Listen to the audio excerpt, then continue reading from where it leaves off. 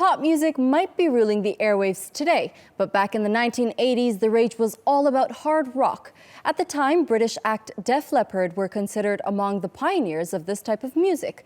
The career high for the band came with their chart-topper album Hysteria. For its 30th anniversary, frontman Joe Elliott took time to reminisce about the seminal record.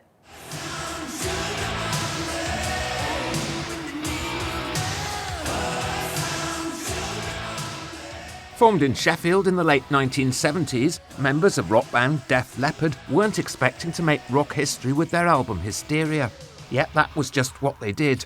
Success didn't happen overnight, though. The band paid their dues by producing breakthrough work to mixed reactions before becoming household names after putting out what's defined by fans as the ultimate 80s soundtrack.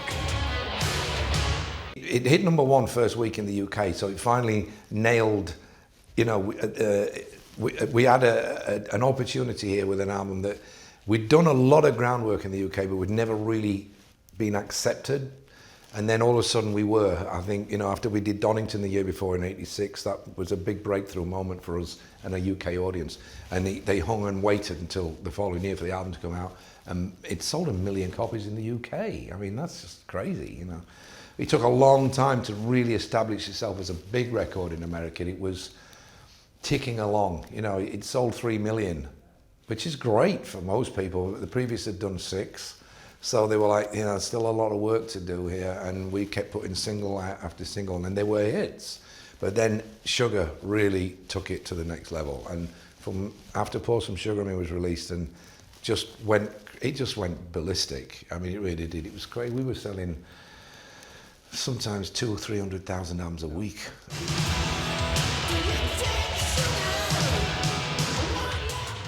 Even 3 decades after its release, sales figures point to Hysteria still being discovered by fans.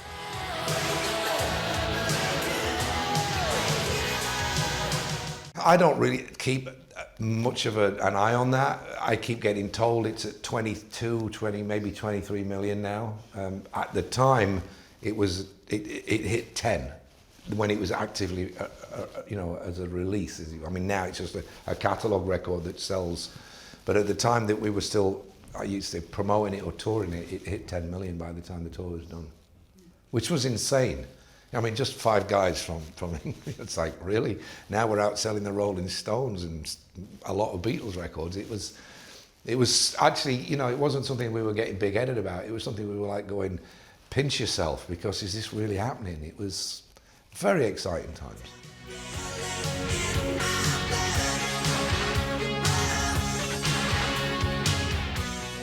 Hysteria, which was recently reissued as a box set full of rarities, also has fans in superstars Katy Perry and Taylor Swift, who, according to Elliott, get their album's pop sensibilities.